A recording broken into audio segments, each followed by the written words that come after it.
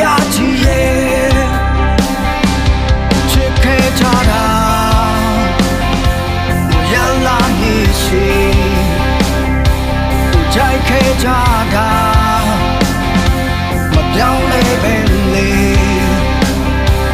ဒီလိုချိန်မှာဘာတော့ကြောင်မ